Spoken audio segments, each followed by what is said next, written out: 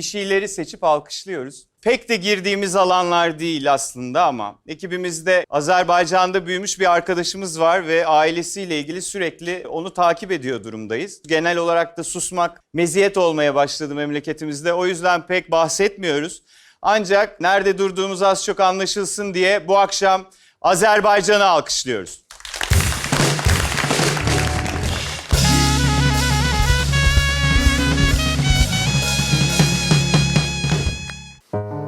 Boş laflarla, boş vaatlerle, yaşanmamış hayallerle, hiç konuşulmamış her şey zihinlerde, olur olmaz hecelerle. Senden öncesi böyle, senden sonrası nerede bilinmez. Aklım gitmiş başımdan. Şimdi kim bilir nerede bilinmez.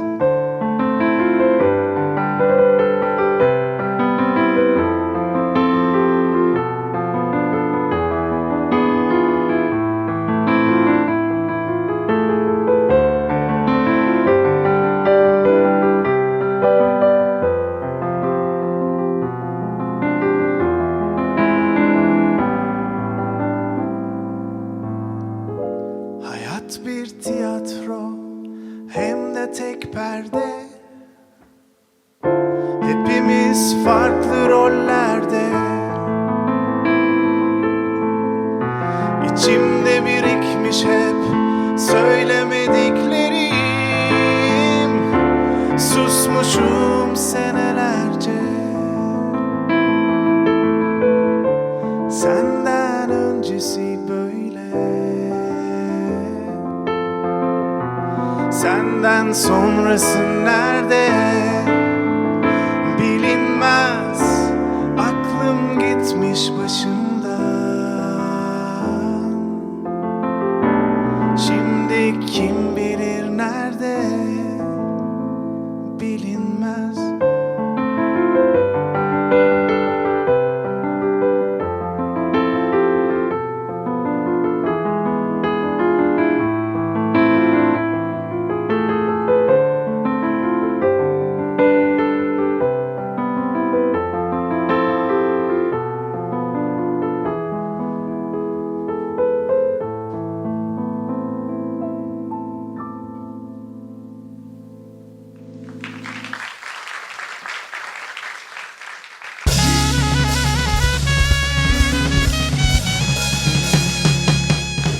Sevgili izleyenler, Küçük Puş'la başlıyoruz. Kendisini her geçen gün daha yakından tanımaya başladığımız virüsümüz bu hafta bize en özel ve çarpıcı zevklerinden bahsetti. Parlak ve pürüzsüz yüzeylerden hoşlanırmış. Risk grubuna ani giriş yapan keller ve götüne güvenenler durumdan endişeli. Haber bu kadar. Sevgili izleyenler, geçen hafta Alo Fetva hattını arayıp tuhaf sorularıyla gündeme gelen vatandaşlarımızdan bazıları galiba bir yandan da 112'yi aramış. Bu yılın ilk 9 ayında Antalyalı vatandaşlarımızdan bazıları resmen 112 acili arayıp şımarmışlar. Gelen çağrıların %62 kısmı asılsız ya da gereksiz çıkmış. Gelen telefonlardan bazılarını paylaşmak istedik. İlki, Düğünümüze koronadan dolayı kimse gelmedi. Bari siz gelin de Cemilem oynayalım. ikincisi, Ambulans beni havaalanına yetiştirebilir mi lütfen? üçüncüsü, Turşu kavanozunun kapağını açamadık ailece.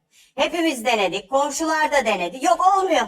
Acaba itfaiye gelebilir mi? Şimdi sevgili izleyenler, o telefonu vatandaşlarımızın kulağına sokup kendilerini ankesörlü telefona dönüştürmeyen çalışanların sabrını tebrik eder. Şakacı vatandaşlarımıza da inşallah ihtiyacınız olmaz 112'ye diyerek kalplerine korkuyu salmak isteriz. Sevgili izleyenler, malum önümüz kış. Elbiselerin altına giyilen külotlu çorapları çekerken yırtmamak için ince bir işçilik gösterip yarı hızda giyme mevsimi. Hadi yırtmadan giydiniz. Gün içinde Herkese selam veriyor bu çorap. Masa kenarları. Arkadaşımızın yüzüğü. Yüzük neden bilmiyorum ama. Tahta sandalyeler. Sonra bunlar yırtılıyor. Canımızı sıkıyor. Daha doğrusu kadınların, çoğunlukla kadınların canını sıkıyor. Meğer çorabın sevgili izleyenler bir vizyonu varmış. Gucci yeni tasarladığı yırtılmış gibi desenler verilmiş siyah külotlu çorapları 140 Euro'dan yani yaklaşık 1300 liradan satışa çıkarmış. Biz de sevgili izleyenler ekipçe üstümüzü başımızı parçalamak suretiyle yeni bir koleksiyon çıkarmaya karar verdik. Hatta bazı editör arkadaşlarımız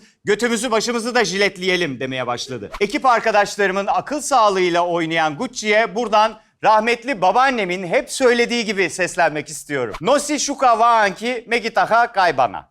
Sevgili izleyenler, Mısır Polis Teşkilatı dosta fantazi, düşmana what the fuck dağıttı. Gövde gösterisi deyimini ilk anlamıyla alan polis adayları mezuniyet törenlerinde çocukluğumuzun G.I. Joe askerleri gibi üstsüz, yağlanmış ve epilasyon yapılmış bir halde arıza endam etti. O sınır ötesi hareketi yanlış yapıyorsun karşım. Ya beyler kız arkadaşlarınızı böyle düşürüyoruz marşlarını söyleyen ekip sonrasında da ellerini bir yere sürmeden duşa gitmiştir herhalde. Vıcık vıcık haldeler çünkü. LGBTİ onur yürüyüşlerinde her sene olay çıkartan Mısır hükümetini attığı bu cesur adımdan dolayı kutluyor. Onur yürüyüşünde de aynı eşitliği bekliyoruz. Kıps. Sevgili izleyenler, Britanya hükümeti gizli polislere eğer kimlikleri açığa çıkma ihtimali taşıyan bir durum içindeyseler çok kısa tutmak suretiyle şüphelilerle seks yapabilme izni vermiş. Şimdi tabii bekar editörler yutkunmaya başladı bizde. Biz nasıl başvurabiliriz diye düşünüyorlar. Kısa mesela ne kadar kısa? Gerçi kısa olması da iyi çünkü uzunu artık takaş tukaşa girer. Görev başındaki bir insana da yakışmaz. Mesleki deformasyona yol açma ihtimali var mı diye merak etti mesela bizim arkadaşlar. Sonrasında gerekli gereksiz bir seviştay olmasın. Ondan sonra durduk yere benim kimliğim açığa çıkıyor gibi hissediyorum. Bir alt dudak mı acaba filan demesinler. Şimdi biz bu sorularla Britanya'da yaşayan vatandaşlarımıza sesleniyoruz. Efendim Ankara Anlaşması falan okey. Ama gizli polise dikkat etmenizi tavsiye ediyoruz. Anlarsanız da sakın çaktırmayın yoksa sonunuz quick fuck. Efendim aslında memeye sansür haberimiz vardı ancak memeye sansür haberini de biz sansürlediğimiz için sansür haberinden bahsedemiyoruz. Kendi sansürümüzü kendimiz yapıyoruz. Yeterince sansür dersek sansürleyenler sansürden sıkılır belki diye yeni bir yöntem denemeye karar verdik. Sansür. Ayrıca memeler konusundaki ekipçe görüşümüz çok da bellidir açıkçası. Bizce memelere özgürlük. Sevgili izleyenler, Hindistan'da havaalanı yetkilileri yürüyüşünü tuhaf buldukları bir yolcunun kıçında yaklaşık 1 kiloluk külçe altın sakladığını keşfetmiş. Hava İstihbarat Birimi yetkilileri %18 oranındaki vergiden kaçmak için altınları saklamaya çalıştığı bildirilen yolcudan 60.000 dolarlık altın çıkarmış. Cebinde 1000 lira varken bile yürüyüşü değişen tanıdıklarımız var bizim. 60.000 dolar tabii yürüyüş değiştirir. %18 vergide gözümüzden kaçmadı sevgili izleyenler. Hindistan'daki adamın kıçındaki altının vergisiyle burada araba alabiliyoruz ya. Gerçi buradaki araba vergisini de düşündüğümüz zaman akla hep aynı organ geliyor. Yani sonuçta vergi dünya vatandaşlarının hep aynı yerinde sevgili izleyenler. Çin'de yarasalı çorba içmenin dışında rezalet bir fikir daha baş gösterdi ya. Kilosu fazla ve görme bozukluğu olan öğrencilerin liselere girişte puanları kırılacak. Kararın gençleri sağlıklı yaşamaya teşvik ettiğini savunmuşlar. Yavrum matematik yanlışsız ama basenler alt karın fena yani. Hem bu kaç? 2, bok 2. Gözler de gidik. Yaz. Din Yurizan Motor Meslek Lisesi hayırlı olsun. Küçük hanımın netleri boktan ama beli bu kadar. Yemeyip yedirmemişsiniz bravo. Gelecek X Moğolların eseri olacak biliyorsunuz. Bilinçli ebeveynlik başka bir şey. Çok güzel taşır doktor önlüğünü. Diyete devam lütfen. Tebrikler. Sevgili izleyenler, Google'a telif atabilecek tek program İbrahim Selim'le bu gecedesiniz. Google, dile dolanan ancak sözleri hatırlanmadığı için bir türlü bulunamayan şarkıları keşfetmeye yarayan bir özelliğini kullanıma sunmuş. Yeni özellik sayesinde kullanıcılar mırıldanarak ya da ıslık çalarak akıllarına takılan şarkının isimlerini bulabileceklermiş. Vay be, adı ne uygulamanın? Fondip mi? Biz şarkıyı insana, insanla anlatan manuel versiyonuyla, emekle, alın teriyle her hafta yapıyoruz. Makinenin bulduğuyla hiç Serenay Sarıkaya'nın söylediği Dürüyem'in güğümleri bir olur mu? Hadi geçtik teklifi, insan kuru bir teşekkür eder ya.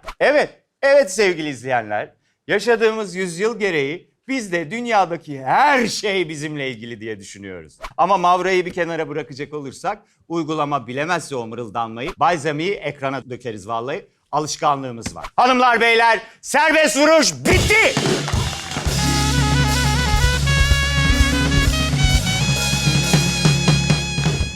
Miray Daner geliyor.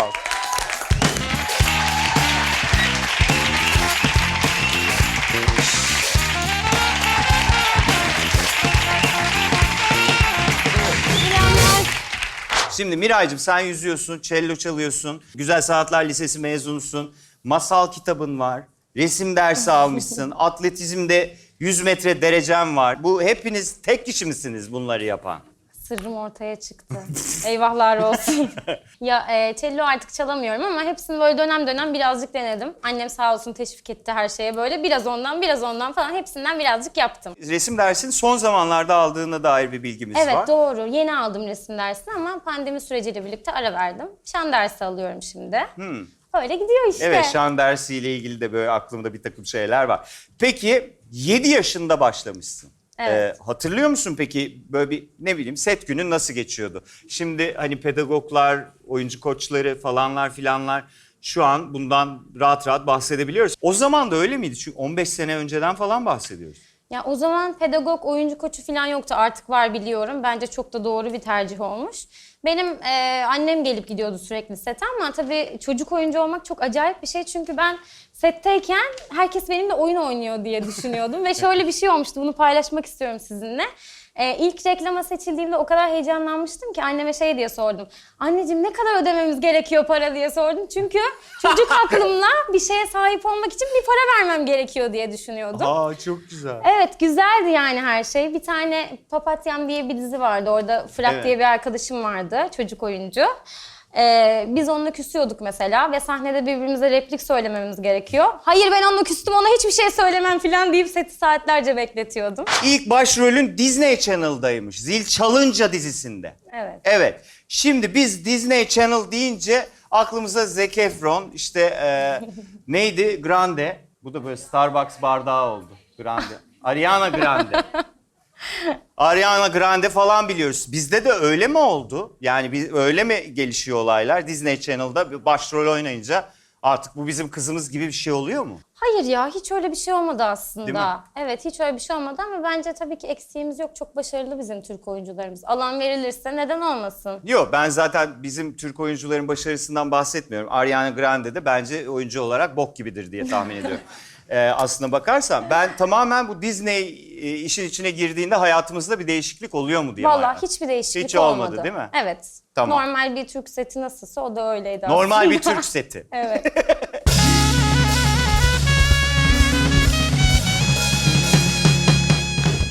Hiç içinden şarkıcı Çelik'le birlikte cello çalmak istedin mi? Çelik'le istemediysen ki bu fırsat insanın ayağına bir kez gelir. Kimle düet yapmak isterdin? Güzel fikirmiş yalnız bu. Miraycığım sen belki yaşın yetmiyordur. Cellolu biz Çelik'i çıplak sarılıyordu Çelik'e. Evet. O halde ben Evet hafızamda var öyle bir fotoğraf şu onu an geldi hatırlatmak aklıma. istemezdim şu müzikle sana ama cevabını değiştirmek istersin diye düşündüm. Aslında İstiyorum. çok emindim. Sezen Aksu. Çok güzel. Sezen Aksu. Sezen Aksu. Siparişinizi aldım. Burada mı yersiniz eve mi? Sezen Aksu'yla güzel olurdu. Bence de. Uyurken hiç kendi horlama sesine uyandın mı? Kendi horlama sesime uyanamadığım olmuştu duyup. Şöyle bir şey.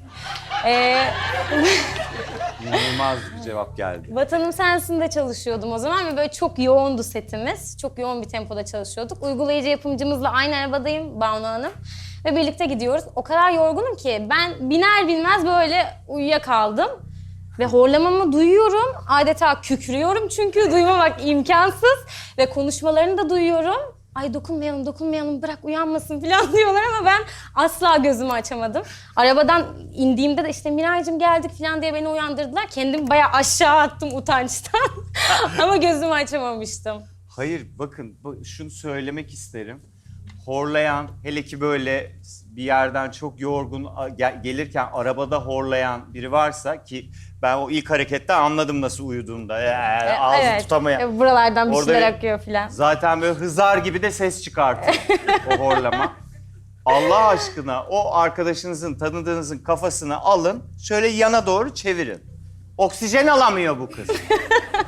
Onu ne olur bakın burada da söylemiş olayım. Benim başıma da çok geliyor, beni de uyandırmıyorlar. Peki duyuyor musun etraftaki konuşmaları? O çok kötü bir şey. Yok ben duyamayacağım kadar yüksek horluyorum.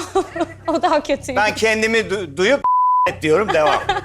Uyurken sana gelip biri soru sorsa cevap verir misin? Yani uyurken ev halkı bana asla dokunmaz. Çünkü uyandığımda inanılmaz huysuz oluyorum. Herkese kükrüyorum, bağırıyorum, çağırıyorum. Durup O yüzden evet böyle çok gergin uyanıyorum yani. İlk bir yarım saat sonra pamuk gibi oluyorum ama uyanır uyanmaz çok gergin oluyorum. O sebepten bana soru sormaya cesaret edemez ailem diye Uyandırmak düşünüyorum. için üstüne su atıp yarım saat kilitliyoruz biz bile. Mesela evet kapıdan Sakinleşsin. uyan Miray'cığım falan deyip kapıyı kapatıyorlar zaten. Gerçekten. Evet. Ne yaptılar ya küçükken kuyruğunu kesip böyle boş odaya mı kapattılar? Çok düşkünüm uyumaya. Ha ondan. Evet. Mesela ortalama kaç saat uyursun?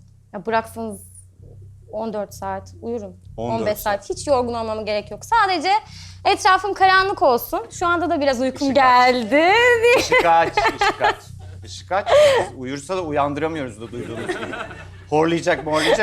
Hiç o an bulunduğun ortamda dönen konuyla ilgin, alakan olmamasına rağmen bilir kişiymişçesine konuştuğun oldu mu? Yaptım ya. Vallahi mı? Evet, yaptım. Sık yapar mısın? Sık yapmam ama yaptım yani. Ve özellikle kendimi şöyle bulmuştum bir an böyle. Böyle acayip abartılı bir şekilde kafa salladım ve zaten karşı taraf bilmediğimi anladı. Hemen konuyu değiştirdim. Sık yaptığım bir şey değil ama yaptım. Peki hiç lisedeyken benim burada bu insanlarla ne işim var? Benim yerim setler yahu dediğin oldu mu? Oldu. Gerçekten. Şöyle oldu. Ha. Ben lisedeyken Medcezir vardı o zaman dönemin çok popüler işlerinden de.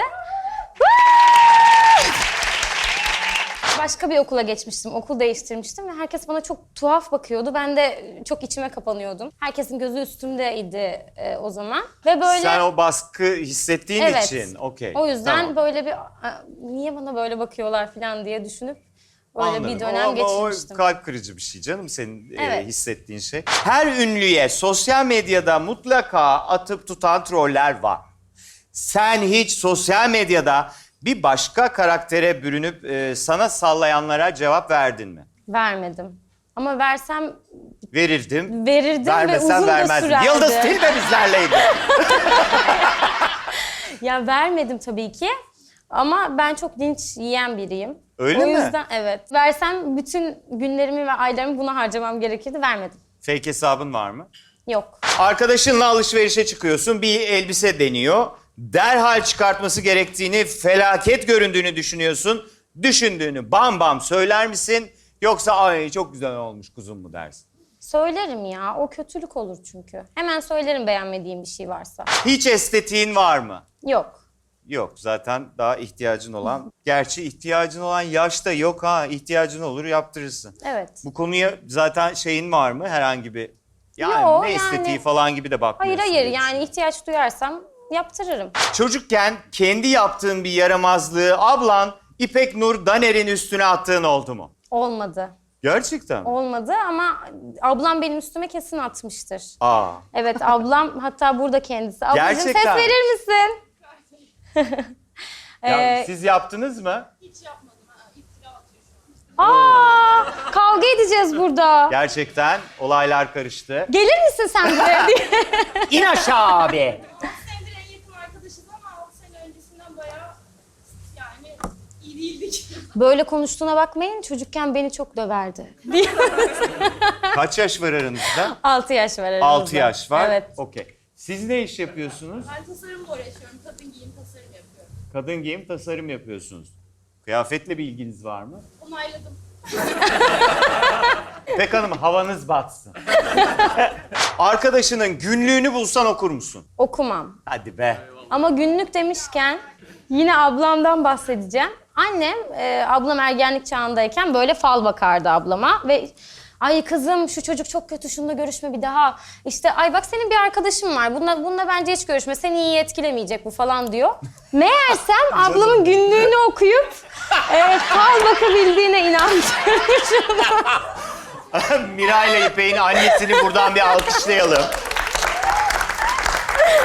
Vallahi bravo. Çok güzel. zekice değil mi? Siz bunu ne zaman fark ettiniz? Ben de biliyordum, ablama söylemedim ama. İpek ne de sen haklısın galiba. Yolda ağzına kadar dolu olduğu belli şişkin bir cüzdan bulsan ne yaparsın? Hemen polise götürürüm. Hemen polise götürürüm. Hepimizin O yapacağı gibi. sınıftan bir soru. Miray Daner'e para bulsan ne yaparsın diye sordum. Editörün fakirliği anasını satayım. Estağfurullah. Estağfurullah olur. Gel cüzdan bulsan ne yaparsın? Ben olsam alırım. Falan. Böyle yazmadıysa terbiyesizsin bak. Peki hiç telefonla bir arkadaşını işlettin. Ne oldu? Bizim editörümüz huzur evinde mi? Bu nasıl bir soru ya? İşletmedim. İşletmedin. Grip olmuş bir arkadaşına sabaha bir şeyin kalmaz diyeceğine sabaha çıkmayacak gibi görünüyorsun dedin mi? Grip olmuş bir arkadaşıma. Yani aklından geçen ne? Söylediğin arasında arada bağ kopuyor mu? Hayır. Neden düşündün?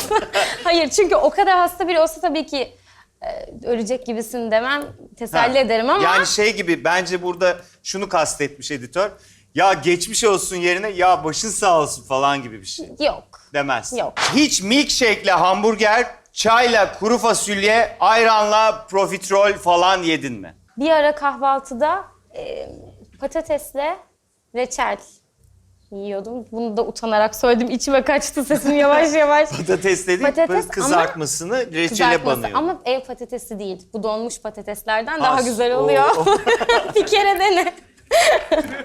Pislik, tam pislik. Var mı böyle berbat? Balla ne? Aa bak. Yeriz belki çıkışta. İpek kardeşinizi bulduk. Balla denememiştim hiç. Tamam sen de bir reçelle dene. Sonra da kusarak adımızı yazarız hep beraber. Hadi. Var mı böyle berbat? Güzel olabilir. Bak çıkıyor. Salamla tayin pekmez güzel olabilir dedin sen. Çünkü ben önce reçeli salama batırdım. Sonra patatesi buldum daha iyi oldu. Başka? Aa, Siz, var mı sizde? Kızarmış ekmek, labne, Evet. Nutella, Evet, üstüne yumurta dilimleri koyuyorum. evet. Bir de beyaz peynir ya da kaşar peynir fark etmez. Bana da fark et. Ya 2 dilim yediğim zaman akşama kadar tutuyor beni. Zaten beyefendi kabız yapar o. Altlı üstlü tutuyordu. Biraz sıkıntı yaratıyor evet, o Evet, tarafta. gümrükte sürekli problem yaşanır. Siz yanınızdaki beyefendi de galiba. O daha kötü. Onu da dinleyelim. Haşlanmış yumurtanın üzerine Nutella sürüp yiyorum. O da güzel oluyor. Peki şimdi nasıl yiyorsun? Yani haşlanmış yumurtanın üzerine Nutella'yı nasıl sürüyor? Fantastik bir ürün. Yani haşlanmış yumurtayı alıp, Nutella'yı böyle elinizle alıp böyle mi sürüyorsunuz? Yoksa çatalla bıçakla Nutella'dan böyle mi sürüp ağzınıza mı atıyorsunuz? Yok, Çünkü önce soyuyorum, ortadan ikiye ayırıyorum. Sarısını üzerine sürüp sonra yiyorum elimle. soyduğunuzu tahmin etmiştim. Afiyet olsun. Gerçekten bok gibiymiş. Ne tür bir süper güce sahip olmak isterdin? uçmak isterdim. Gerçekten mi? Evet. Neden? Çok mu basit oldu? Uçmak Hayır canım isterdim. ne münasebet. Niye basit olsun? Süper güç. Bildiğimiz kaç tane var zaten? İşte örümcek ağ var, uçmak var, ışınla böyle delmek var. Uçmak isterdim. Bilmem çok huzurlu geliyor kulağa. Hiç rüyanda uçtuğunu görür müsün? Hep. Ben mi? rüyalarımı kontrol edebiliyorum. Aha. Gördün. Gerçekten. Ve böyle lucid deniyormuş buna. Aha. Kontrol ederken de başka bir rüyaya geçmek Müzisyenler dayadı. Evet. başka bir rüyaya geçmek için uçarak rüya değiştiriyorum. Vallahi. Şu an beyefendi alkışlıyoruz. Rüyasını kontrol edebiliyor bu kız. Ya gerçekten çok etkileyici benim için biliyor musun? Peki başka rüyasını kontrol edebilen var mı? Siz de kontrol edebiliyorsunuz. Siz de uçar mısınız? Güzel bir rüya görüyorsam ve o anda genelde alarm çalıyor işe gitmek için. Alarmı kapatıp devam edebiliyorum oraya. Ha, sizinki öyle. Onu duydum. Ama senin dediğin gibi böyle atlayıp uçarak diğer rüyaya geçeyimi duymamıştım. Çok tuhaf. Bu kadar naif ve tatlı görünümün altında bir aslan yatıyor mu? Yani sabah uyanmalarından bir gerginlik verdiğin belli. Bence çok merak ettim fikrini. Ben yani o kadar gergin biri olduğunu düşünmüyorum. Aa, Evet. biraz gerginim. Ama çok yansıtmam. Ama Ha, gerginimdir. Pasif agresif misin? Evet. Ha, tamam. O benim için çok tanıdık, kontrol edilebilir bir şey de o yüzden belki bana gergin gelmedi. Gergin Ben de biraz. öyleyimdir çünkü. Hiç evde tek başına kaldığında kendi kendine konuştuğun ya da bir anda konserde şarkı söylüyormuşsun gibi şarkı söylemeye başladın oldu mu? Oldu. Kesin olmuş. Benim bile oldu. Her dakika şarkı söylüyorum evdeyken zaten. Bir de ben çok kendi kendime konuşurum gerçekten. Hiç var olmayan konular hakkında da konuşurum. Aa! Valla Böyle ufak pembe haplar var. evet, ben de düşünmüyor değilim. Gerçekten çok kendi kendime konuşurum. Bir de çocukken çok yapardım onu. Hala daha yapıyorum bazen. Hiç var olmayan bir konuyu kendi kendime büyütüp onunla alakalı konuşuyorum. Mesela? Ama cevap vermiyorum kendime. O yüzden o haplara başlamadım şimdilik. Okey. Çok cevap versen de başlama. O başlama şeyini ben kuliste söyleyeceğim sana. Tamam. Mesela konu bana bir örnek verir misin? Çok merak ettim çünkü. Yani sürekli değişiyor. Mesela gün içinde olan ufacık bir şeye takılıyorsam onu konuşuyorum kendi kendime. Ama hiç var olmayan bir şey de konuşuyor İşte olabilirim. ondan bahsediyorum. Mesela Benimle çok Ponyland bağımsız. falan gibi. Benimle çok bağımsız. Ha. İzlediğim bir haber ya da gördüğüm bir şeyle alakalı kendi kendime konuşuyorum. Okey. Gerçek bir delilik. Müthiş. Bayılıyorum. İlaçsız üstelik. Peki çocukken kokusu hoşuna gittiği için naftalinin tadına bakmışsın. Maalesef evet. Maalesef ve hala aramızdasın. Neden rüyalarını kontrol edebildiğini şimdi anladık. Gözlerimin içine bak ve söyle. Bu bir kerelik bir şey miydi? Yapma Miray, ne oldu? Şu an çok korkuyorum. Bunu yapan da yoktur. Sizden de destek alamayacağım. Burnuma soktum, o sayılıyor mu? Kokladım arkadaşlar. Kokladın. Ara da Kokladım. kokladın oluyor. Evet. Anladım. Tamam. Burnuna koklamak için soktun hatta. Sürekli koklayayım diye. Ama o kadar çok hoşuma gidiyor ki kokusu gerçekten. Haklısın. Evde yok mesela. Çünkü burnuna sokuyorsun. İnanılmaz. Gerçekten. Gerçekten inanılmaz. İpek Hanım'a soralım. Sizce dürüst müydü verdiği cevaplarda? Dürüst biz almıyoruz eve. Dürüst biz almıyoruz eve diyor.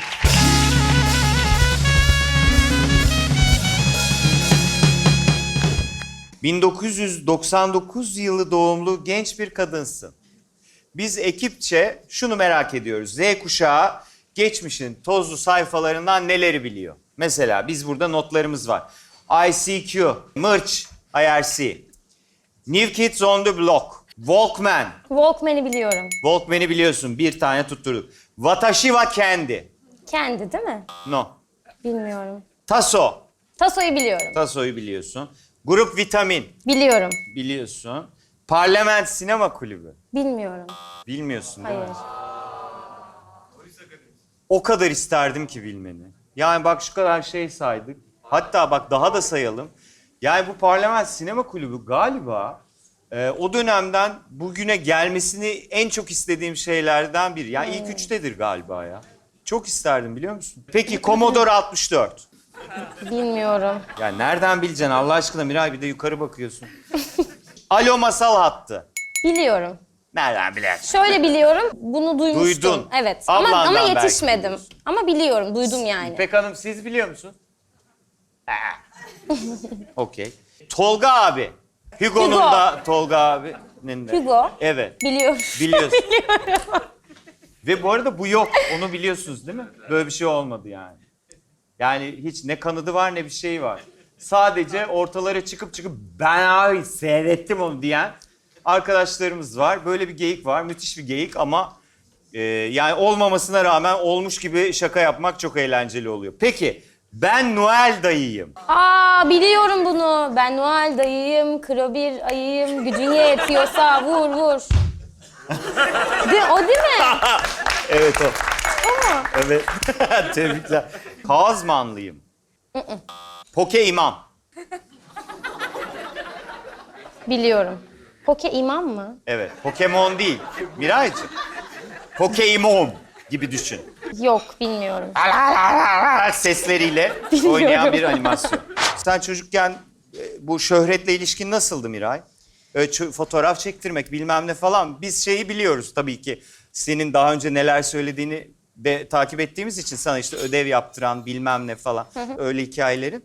Ama o şöhret hissini biliyor muydun sen o zaman? Ya bilmiyordum. Sadece insanlar beni tanıyıp yanıma geldiğinde çok anlam veremiyordum sebebine. Ve ben o değilim, benzetiyorsunuz deyip Ya. evet, çok utanıyordum ve kaçıyordum yani açıkçası. Bu peki hüzünlü bir şey mi senin için? Çünkü böyle dibe doğru gittik. Hayır. Kaçıyordum ve kaçtığım için hala görüşmediğim arkadaşlarım var falan. Hayır, hüzünlü bir şey değil ama yani ne bileyim hala garipsiyorum mesela biri Ha. yanıma geldiğinde filan. Hala aynı utancı, aynı böyle mahcubiyeti hissediyorum bazen. O yüzden bu kadar Tatlı bir şey bu. içselleştirip söyledim. Bence tatlı bir şey. Gayet tatlı bir şey. Sizce tatlı değil mi ya bu? Ben yani genelde öyle oluyor zaten. Biz işte çok uzun süredir beraber vakit geçiriyoruz. Oldukça selebriti olduğunu artık dünya alemin bildiği arkadaşlarımla. Vallahi hepsi aynı. Hala aynı. Yani senin tarif ettiğin neyse herkes o tepkiyi veriyor. Yani ben daha hoş geldin. Çek falan diyen birini görmedim yani. O yüzden bence belki de doğrusu gerçekten bu. Peki Vatanım Sensin de yaldır yaldır zaten başarının dibine vurduğunuzu düşünüyoruz. Siz öyle düşünmüyor musunuz? Teşekkür ederim. Rica ederiz. Hilal ve Leon'un aşkını Ferhat'la Şirin'e, Kerem'le Aslı'ya benzetebilir miyiz diye sormuş bizim editörümüz. Ayrıca barış içinde bir dünyanın umuduymuş bu karakterin, iki karakterin aşkı. Sence aşkın iyileştirici bir yönü var mı editörün sorduğu soruya sıçayım. Sence aşkın iyileştirici, tedavi edici bir tarafı var mı? Var bence. Var Ama çünkü... işte kısa cevap verirsen ben bu editör... Ya var tabii ki çünkü yani sevginin bence sadece aşkın değil, sevginin tabii ki iyileştirici bir gücü var. Teşekkürler. Ben ne diyeyim ki? Bir yere acıyan var mı? Çünkü sevginin iyileştirici gücünü deneyeceğiz hep beraber. Sizce de var mı? Sevgi, aşk böyle bir iyi gelir ya falan gibi bir şey var mı? Her şeyi yumuşatır. Her şey yumuşatır mı?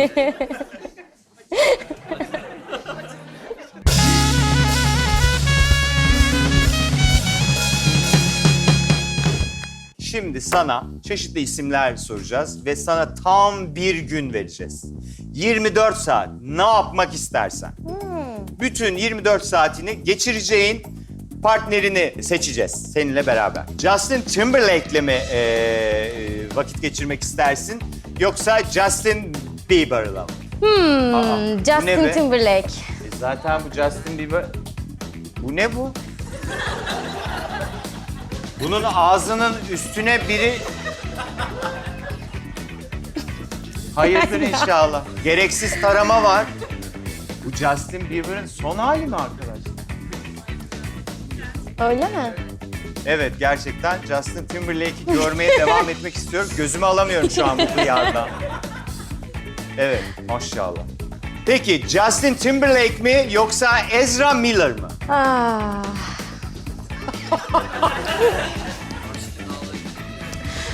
Gerçekten Zor bir karar. zor bir karar.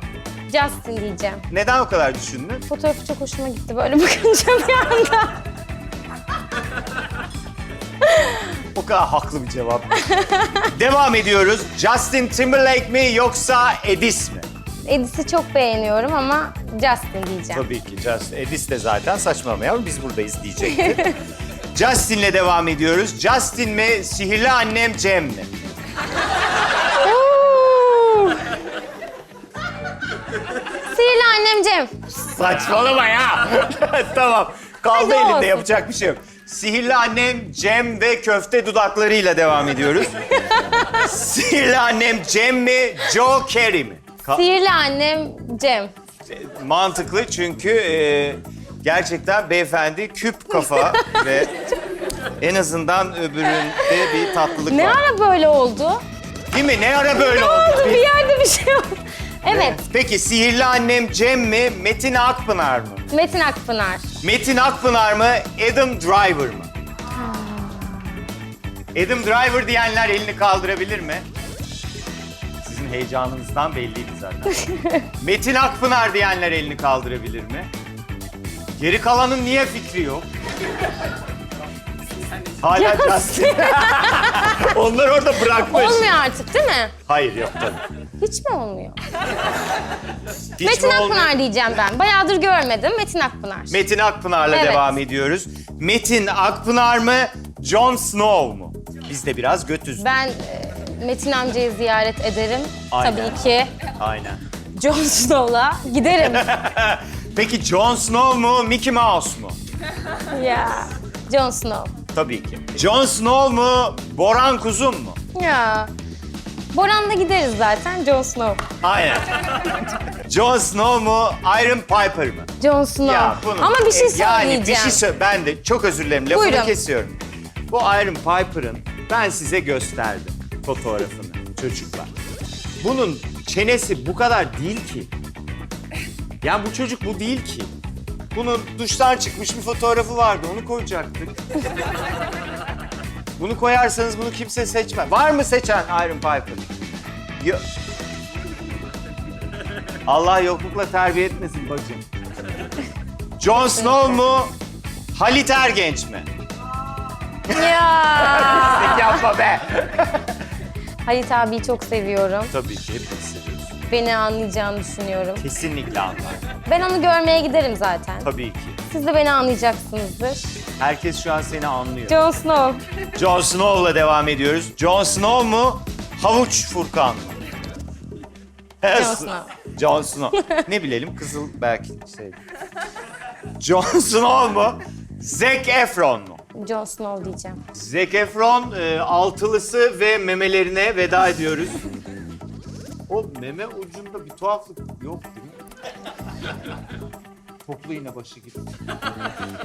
Öyle mi? Benim gözüm bozuk. Çok göremiyorum. Ya benim düzgün seni Nasıl bir görmemen şey? şu an iyi. Öyle mi? Evet bana güven. Devam edelim. Doğru seçim. Jon Snow mu? Bergüzar Korel mi? Yok artık. Ya. Yani hani buna nasıl cevap versin?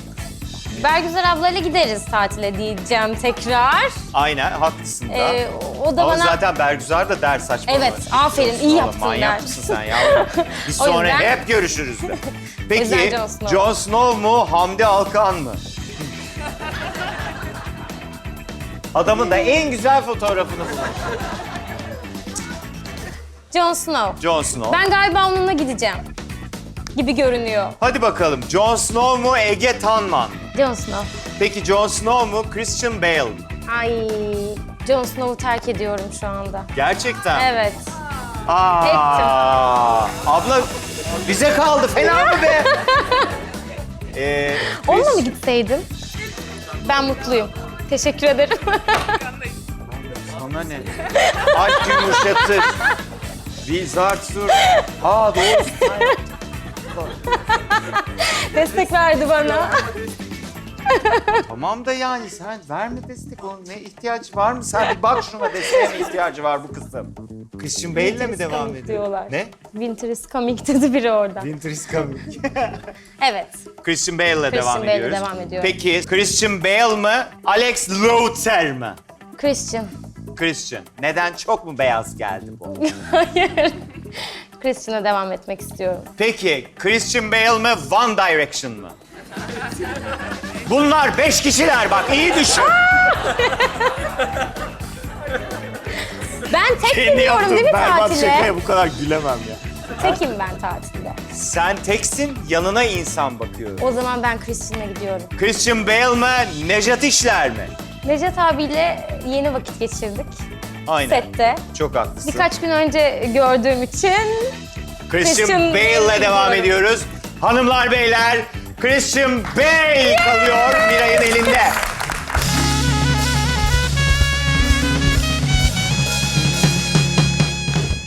...27 Ekim'de Saygı bir Ercüment Çözer dizisi yayına giriyor Blue TV'de. Sen de dizideki ana karakterlerden birisin. Nejat İşler, Boran Kuzum ve sen ana kastı oluşturuyorsunuz. Erkan Can da var Rojda tabii, Demirer. onu atlamayayım. Rojda Demirer de var. Ben ilk bölümü seyreden şanslılardanım. Rafkat'ı seyrettim tabii. Seni konuk edeceğimiz için önden onu bir paketleyelim dedik. Görmeden konuşmayalım diye. Ben bayıldım. açıkçası. Dizinin özellikle ilk bölümünde her iki tarafı da şimdi çok da spoiler vermeyeyim. Her iki tarafı da çok tatlı tatlı bize anlatıyorsunuz ve özellikle Boran ve senin tarafının çok heyecanlı bulunacağını çok eminim ben. Ellerinize ederiz. sağlık öncelikle. Boran senin Vatanım Sensin'den de rol arkadaşın. Sizin bu beraber oyunculuk hikayeniz artık bu ikinci önemli iş. Bayağı iyi gidiyor. Bununla ilgili sen ne düşünüyorsun? Genel olarak proje sana ne hissettiriyor? Ve sette neler yaşadın? Yani Saygı gerçekten içinde bulunmaktan çok gurur duyduğum bir iş oldu. Mehmet Erdem gerçekten çok özel ve güzel bir hikaye yazmış. Boran'la oynuyor olmak tamamen şans oldu benim için ve çok mutlu oldum. Boran çok sevdiğim, aynı zamanda çok yetenekli bulduğum bir arkadaşım. Birbirimizin oyun alanlarına çok hakimiz. O yüzden gerçekten bu zorlu set sürecinde çok güzel dayanak oldu bana ve birlikte çok güzel ilerlediğimizi düşünüyorum. Senaryomuzdan birazcık üstü kapalı bahsetmem gerekecek olursa toplumsal olarak gerçekten hepimizin problemlerini konu alan bir iş. O yüzden yani seni ya da beni ilgilendiriyor diyemem. Hepimizle ilgilendiren bir iş olduğunu düşünüyorum. Diyebiliriz bence, adalet duygusuyla ilgili Evet. bir hikaye anlatılıyor ve Evet.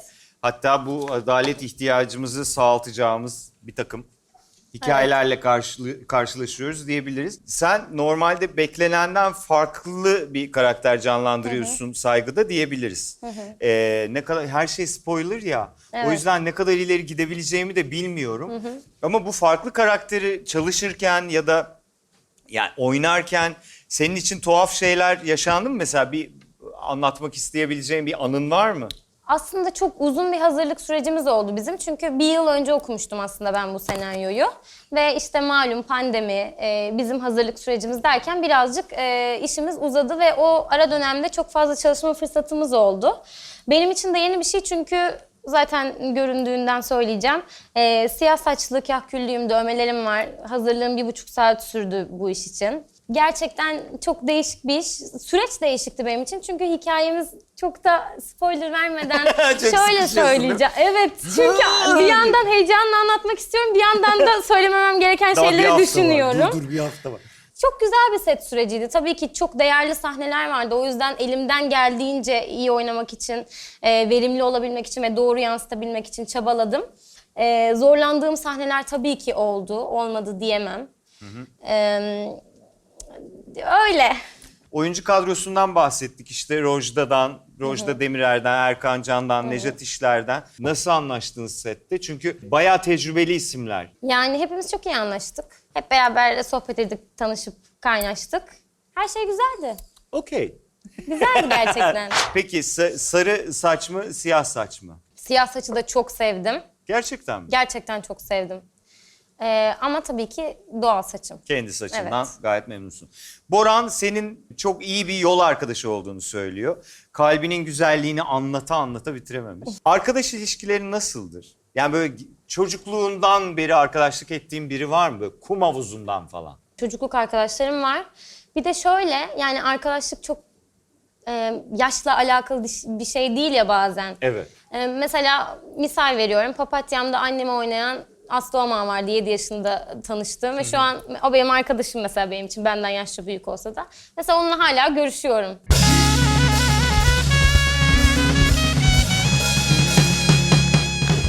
Alameti farika.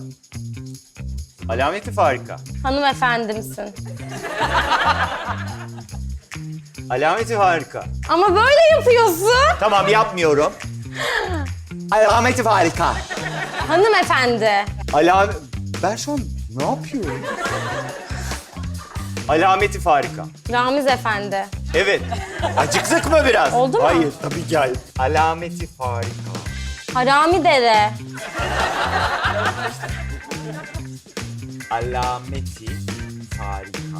Alamet. Alameti farika. Alameti farika. Yes!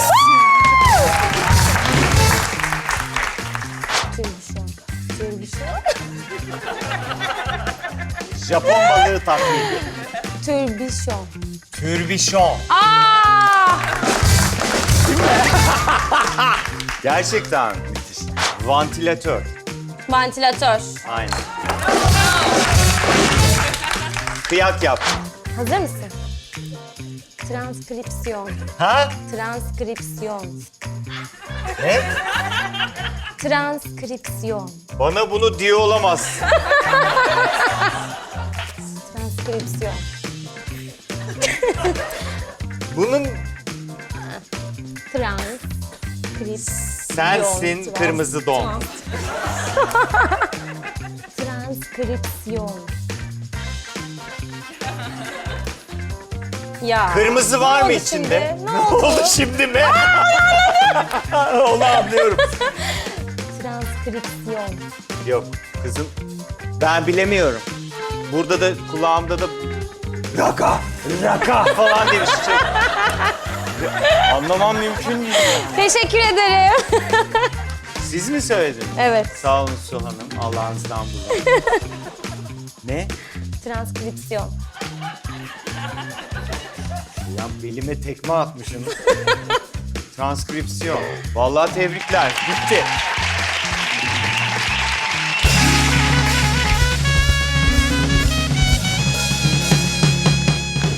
Senin bu az önce ilk başta dersler alınmasından falan bahsettik ya. Senin sesin de çok güzelmiş. Sen böyle bir şarkı söylemeyi falan planlıyor musun hayatının bir döneminde? Yani şarkı söylemeyi çok seviyorum ama bunun üzerine bir şey yapmayı planlamıyorum açıkçası. Ama oynadığım işlerde karaktere uygunsa söyleyebilirim. Yani onların hepsinin dışında ben kendi kendime söylemeyi çok seviyorum. Aslında hani bu dersleri vesaire bir şey için değil ama gerçekten bundan zevk aldığım için alıyorum. Ama tabii ki ileride ne olur bilmem. Belki de kullanabilirim sesimi. Tabii canım. Yani mutlaka kullanacaksın. Ama şu an bir planım yok. Yani söylemeyi sevdiğin şarkılar neler? Yani değişiyor. Caz tarzında söylemeyi seviyorum. Caz mı tarzında? Evet. Böyle daha duygusal yavaş şarkılar söylemeyi seviyorum. Aslında her şeyi söylüyorum diyebilirim. Okey. Şimdi söylemek istediğin bir şey var mı? İstemeyebilirsin. Yani Tamam. istiyorsanız söyleyebilirim. Hayır senin canın. Söyle o zaman. Her ayrılık zor, bin yıldır söyler dururum. Öğrenmiyor kalp, görüldü üzere durumu. İnsan biraz olsun akıllanmaz mı? Büyümez mi er geç yanarda gibi için sönmez mi? Bu sinsi ateş var yine mi keder ama artık yeter. Yine kapıda kara geceler var. Çileli başım ortasında kışın iyice beter vay. Yine mi keder ama artık yeter. Yine kapıda kara geceler var. Çileli başım ortasında kışın iyice beter. Çok heyecanlandım. Vallahi çok teşekkürler ya. Ben çok teşekkür ederim. etkilendim. Ben artık açıldım, bir tane daha söyleyeyim. Sonra bir tane daha. Teşekkür ederim. Peki senin YouTuber'larla aran nasıl? Yani daha doğrusu dijital dünya ile aran nasıl? Şimdi bir dijital platformda Blue TV'de bir dizin çıkacaksın falan filan ama onun ötesinde YouTube'u var, sosyal medyası var, başka dijital iletişim kanalları var.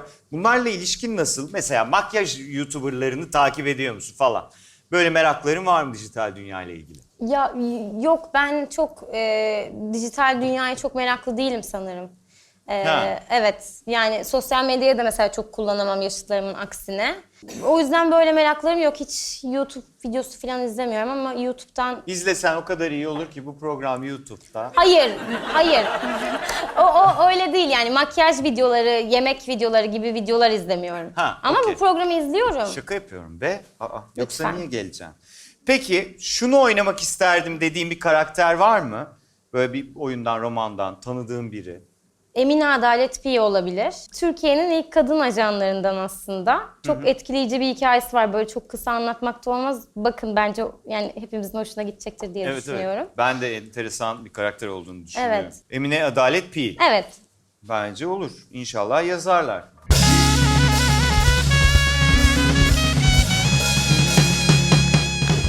İnsan mı? Değil. Yardım alabilir. Nesne mi? Değil. İzlediğimiz bir şey mi? Ben çok uzaklardayım galiba Evet. ya. Ama zaten çok zor. Aslında eylem. Bir eylem. 2 kelime. Yemek mi var? Yok. Yok. Sizi patlatmaya çalıştılar hanımefendi. Yemeyin. Yemek yok. Bir tabir. Bir deniz canlısından türeme. Orkinosmak. Balıklama dalmak. Aa, ya sayılır ya. Ne? Atlama. Balıklama, atlama.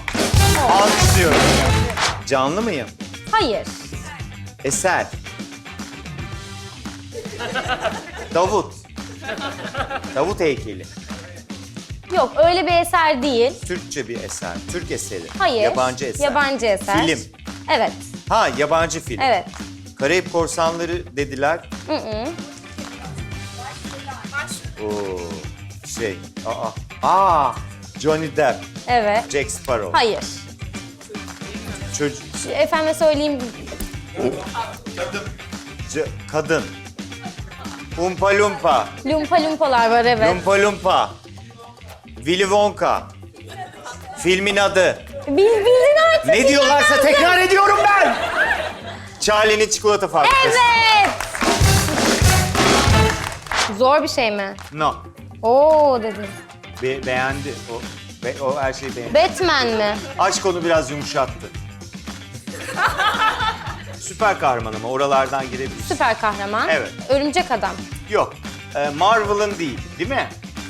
DC'nin. Böyle kalabalık bir süper güçleri olan kadro var. Onun içinde biri. Böyle buradan bir şeyleri çıkıyor. Böyle buradan bir şeyleri çıkıyor. Wolverine. Wolverine! Teşekkür ederim. Wolverine! Evet. Evet. Evet. Avukat galiba. Hayır. Eylem mi? Evet. Böyle atlamak, zıplamak gibi bir şey. Gibi. Hareket çekmek gibi bir şey. Gibi. İnsanların yaptığı bir şey. Evet. İnsanın insana yapacağı bir şey mi? Bir soruyu nasıl sormuş olabilirim ya? Yumurtaya Nutella sürmek. Hayır. Böyle bir egzersiz çeşidi Ha, gibi. şınav. Egzersiz çeşidi gibi Evet. kendi kendine yapılan bir şey. Nicki Minaj Göt desem. implantı. O kendi kendine yapılıyor mu? Squat. Evet. Allah Valla. Zor bir şey, komik bir şey bu. aslında değil. Yani tatlı. Tatlı. Yani benim aklıma Sevmek mi? kafiyeli söylenen bir şey geldiği Sevmeyen için yoktur. bence evet. 5 Beş çayı. çayı deyince aklına gelen ilk 5 yiyecekten biri. Bak 5'i de fazla söyledim. 5 çayı. İlkinde falan ya. Bu yiyecek bir şey. Aynen. Tatlı bir şey mi peki? No. Tuzlu bir şey. Tuzlu. Ne olur? Gün tabaklarında olur. Gün tabaklarında. Gün. Kısır mı? Kısır. Evet. Bravo. Yiyecek mi? Evet. Fasulyenin yanında yenir mi? Turşu. Soğan. Yoğurt. Yoğurt da var içinde. Yoğurt da Senden var. bir bok olmaz. Yoğurtlu bir bok olmaz. Yoğurtlu bir bok. Yoğurt da var içinde. Böyle güzel bir yancı olur. Güzel ya, cacık. Evet. Cacık.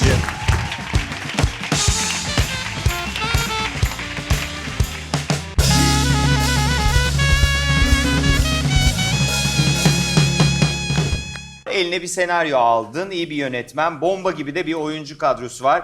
Fakat yine de reddettin.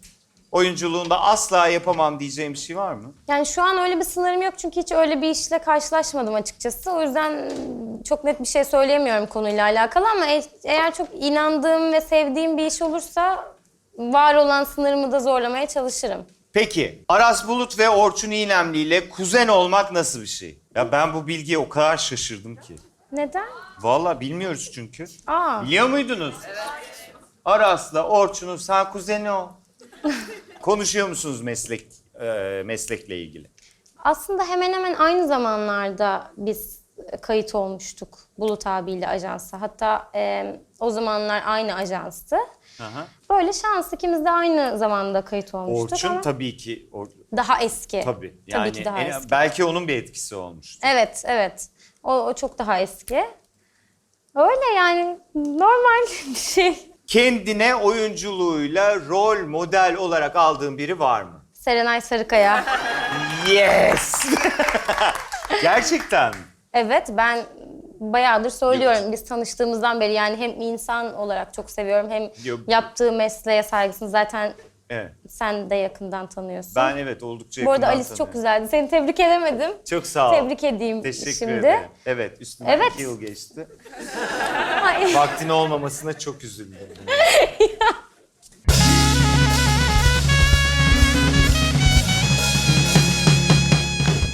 Acaba ne sorulmuş? Senin kim olduğunu bilmeden. Bak bakalım. Neymiş soru? İtfaiyeci olmak ister miydiniz?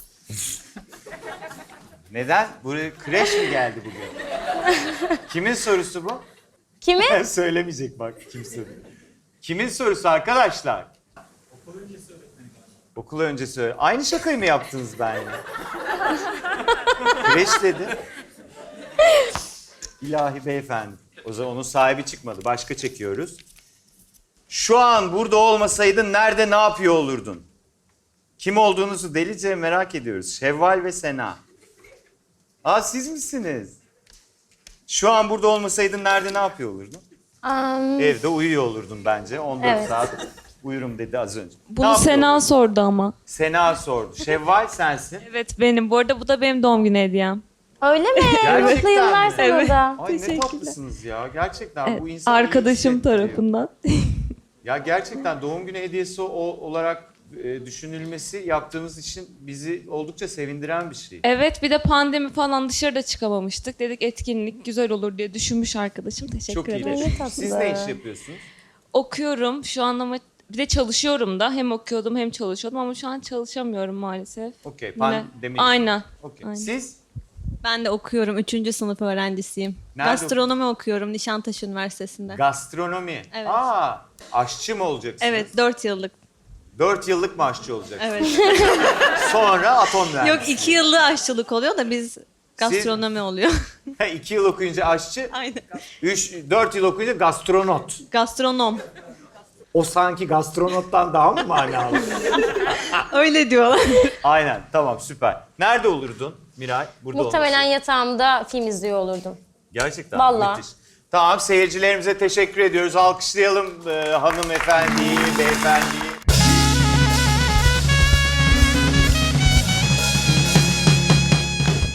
Merhaba, hoş geldiniz. Merhaba, hoş bulduk. Hoş bulduk. Siz lastikçisiniz. Evet. Onu öğrendik gecenin ilk saatlerinde. Bize ne hazırlamamıştınız? Deli galiba. Galiba. Hanımefendi isminiz neydi? Söyleyince de şarkı söylüyorum. İsminiz neydi? Merve. Diyeceğim mi o? Tamam. Aynen. Ben de şarkıyı söylemeye başladım. Zaten daha Ben çok... mırıldanacaksınız anladım ama. Hanımefendi hımlayacaksınız. Ha, Özür dilerim. tamam. O benim bok yemem. Özür dilerim. Başka Ama şarkıya zaten geçiyorum. siz mırıldıyor gibi de duyulmadınız. Yani mikrofona bir şey yapıyordunuz, zarar gelmesin diye ben isminizi sordum. Buyurun.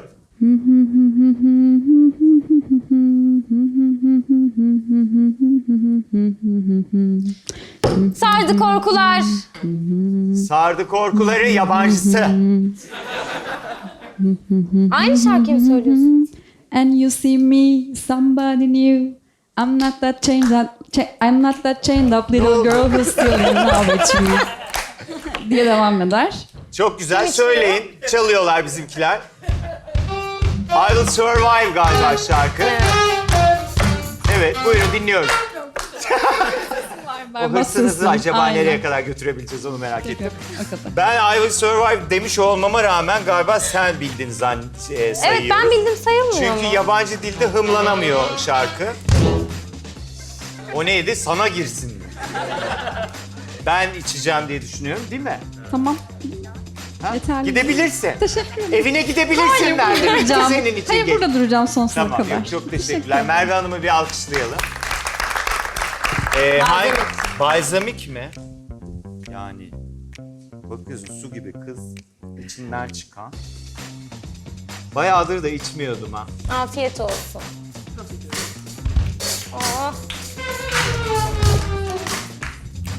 Oh. Oo! Hiç özlememişim. Beyefendi sizi tanıyalım. Merhaba, ismim Serkant. Çalışıyorum ben. Perakende sektöründeyim, satın almacıyım. Serkant dediniz. Evet, T var sonunda aynen. Aynen. Buyurun Serkant. Başlayayım mı? Lütfen. Zor, Güzel. Türkçe, Aynen. eski biraz. Eski biraz. Miray'ın kesin bileceği. Kesin, evet. En güzelse başkası olma kendin Yok, ol. değil. Böyle çok daha güzelsin. Bu mu? Çok güzel girdiniz ama değil. Onlar acı, ben tatlı değil mi? Tebrik Benden ederim. başka böyle var mı şapır? Teşekkür ederim. Serkant Bey ya. İsmail YK mı söyledi? Evet, ben çocukken çok dinliyordum da o yüzden. Buyurunuz efendim. Allah aşkına. Ölürüm. Afiyet olsun. Tabasco. Afiyet olsun. Kusarım ama. Yok yok kusmazsın. Benim için içecek olan da yoktur değil mi?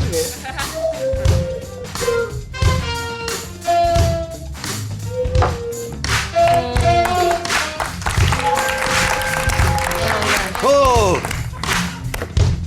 Şevval Hanım da benim eski arkadaşımmış gibi girdim ama az önce konuştuğumuz Evet. için. İsminiz Şevval, Evet. soyadınız Şam değil, Sam değil. Sacık. Ve bunun için çok üzgünüz. İnşallah soyadı Sam olan Şevval Hanım da gelir. İnşallah. Amin. Kafam mı yandı? Çok mu konuştum? Hayır, şarkıyı düşünüyorum. Ama kolay olacak. Elbet üzüleceğiz. Tamam, söylüyorum.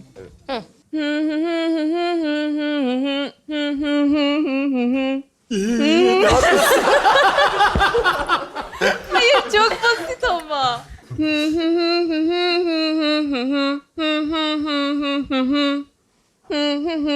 Aa şey mi? Aldatıldık Evet, mı? evet, evet, evet. Evet. Evet. Yani Su Hanım'a ayrı yakaladım. Seni ayrı yakaladım. Ve sen burada prodüksiyon yapıp ağrısı mı? Çünkü anladığını fark edince. Afiyet içeyim bal artık. şeker Bu olsun. ne? Sirke. Bir dakika. Evet. Mira için sirkeyi içmek isteyen var mı? Tabii ki var. Ya Buyurun. ben Buyurun, içerim sizi böyle kıyamam. alalım. Evet. Beyefendiyi alkışlayalım.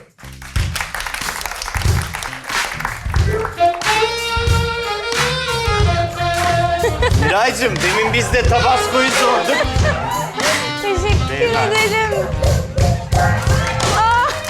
Buyurun sizi tanıyabilir miyim? Yanlı da biraz. Ay. Yusuf Özdemir ben. Tanışıyor musunuz?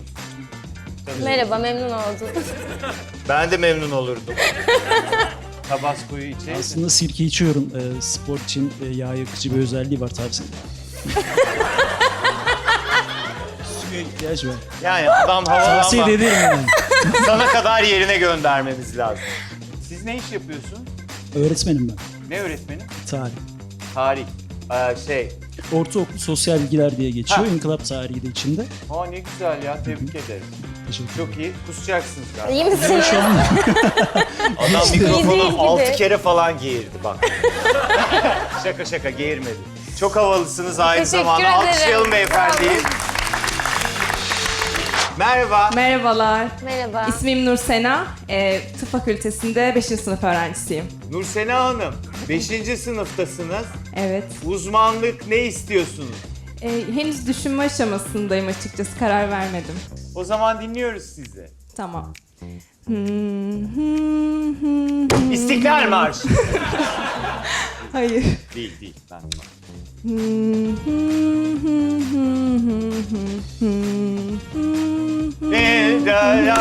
bir derdim var. Bir derdim var. Evet. Mor ve ötesi. Tuzlu su yapıştır. Kusura bakmayın Miray Hanım.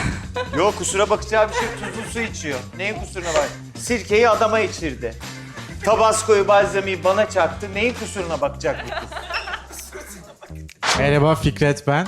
Ben diş hekimiyim. Nerede dişçiniz? Bayrampaşa'da kuzenim de diş hekim. Beraber çalışıyoruz. Kuzeninizin evinde mi yapıyorsunuz? Yok, iş yerinde tabii. İş yerinde yapıyorsunuz. Bize ne hazırladınız? Tınının, tının, Dananan Fikret Bey ölene kadar dalga geçeriz. Dananan değil. Ağzımızı kapatıyoruz.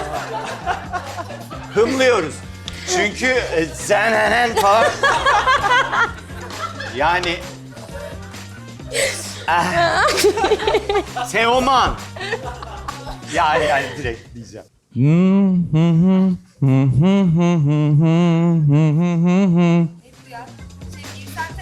Bir Evet, bir sentezer. Boş ver şarkısı. Gel ama. Karşıyım.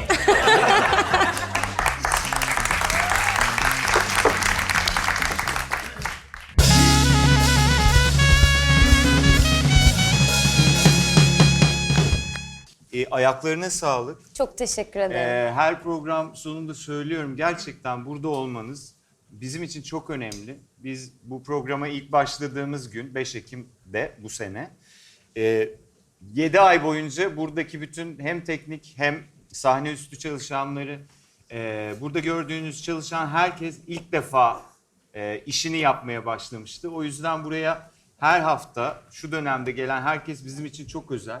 O yüzden öncelikle size teşekkür ediyoruz. Ayaklarınıza sağlık. İyi ki buradaydınız bizimle.